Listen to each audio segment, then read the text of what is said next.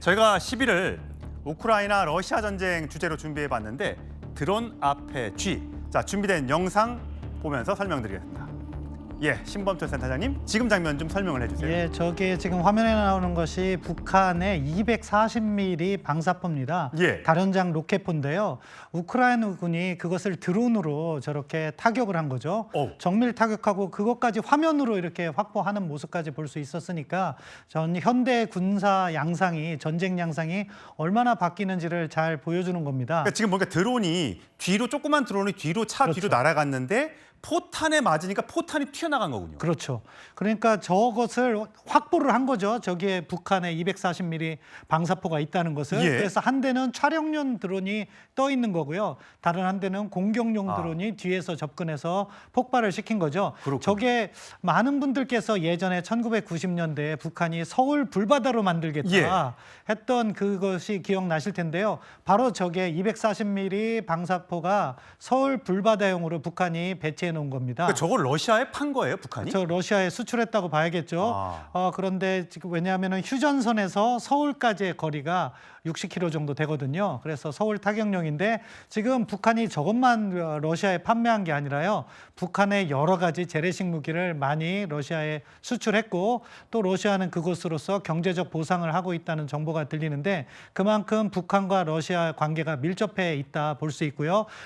또 다른 측면에서는 우크라이나 군이 북한의 러시아의 저런 무기 체계를 상대하는 것을 잘 보고 우리 군도 교훈을 얻어야 된다고 생각해요. 그 드론이라는 장비가 굉장히 가성비가 높은 장비인 것 같아요. 지난번에도 북한군이 러시아에 파병 갔을 때 그 드론에 조준돼서 굉장히 피해를 많이 입었다고 하는데 저렇게 따지면 드론이 전투기, F-35 전투기 이런 것보다 훨씬 더 뛰어난 장비가 될까요? 전쟁에서? 그러니까 목적이 다른 거죠. F-35 전투기는 비밀스럽게 적 중심에 깊숙이 침투해서 어떻게 보면 더 강한 폭격을 할 수 있는 거죠. 무장을 더 많이 하니까. 근데 저 드론은 어떠한 특정 무기 체계라든가 지점을 정밀 타격할 수 있는 장점이 있고 속도도 느리는 대신에 작기 때문에 레이더에 또 잘 잡히지 않는 장점이 있는 거죠. 물론 저 드론만 잡는 엔티드론 체계도 또 개발돼 있기 때문에 상과 방패의 경쟁은 계속된다고 볼 수 있는데 이번 우크라이나 전쟁은 드론 전쟁이라고 부를 수 있을 만큼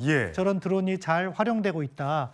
그렇게 말씀드릴 수 있습니다. 사실 이번이 미군이 그 이란 핵시설을 폭격했을 때 B-1 폭격기가 날아가서 벙커버스터 14발을 떨어뜨리지 않았습니까?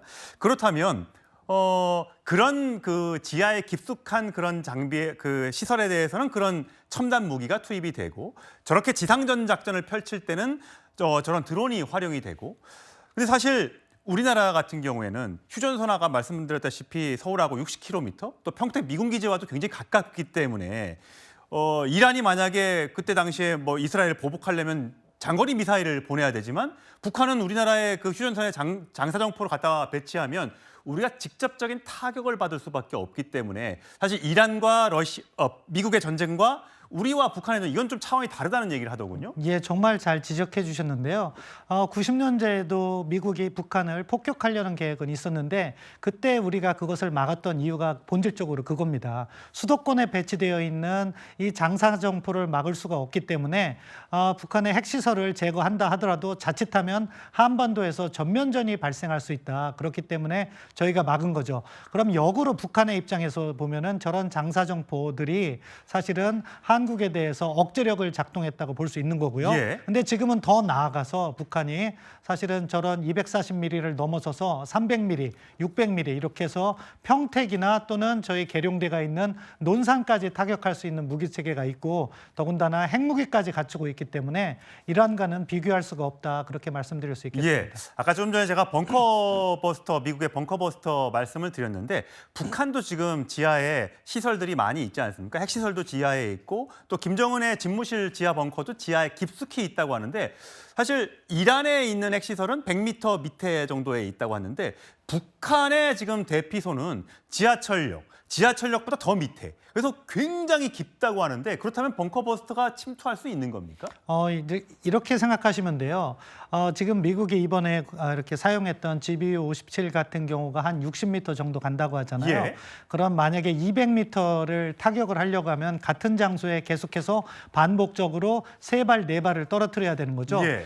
지난번에 그 이란에 사용한 걸 보면은 한 지점에 2발씩. 예. 그래서 12발을 사용했는데 구멍은 여섯 개. 6개를 볼 수 있죠. 예. 그렇게 정밀 타격이 가능한 능력이 있기 때문에 지하 200m에 있다 하더라도 미국이 타격할 능력은 보유하고 있다. 지금 보면 저게 북한 평양의 지하철인데 굉장히 깊어요. 사실 이렇게 보면 얼마나 깊이 팠길래 그러나 싶은데 저거보다 더 밑에 그 예. 시설들이 있다는 거 아니에요? 예, 그렇죠. 뭐 지하에 김일성 광장이 있다 이런 보도도 있었는데요. 지상의 광장뿐만 아니라 지하의 광장이 예, 그렇죠. 있다. 그러니까 전시 지휘 시설을 뭐 지하 200m, 300m 그 사이에 만들어 놓은 게 이게 최근의 일이 아니고요. 이미 1960년대 북한이 4대 군사 노선 이야기할 때 구축을 해놓은 거죠. 그렇기 때문에 사실 이란과 북한 간은 차원이 다른 문제다 이렇게 말씀드릴 수 있겠습니다. 예, 아무튼 이번 미국의 이란 폭격으로 북한 김정은 국무위원장도 굉장히 긴장할 듯합니다.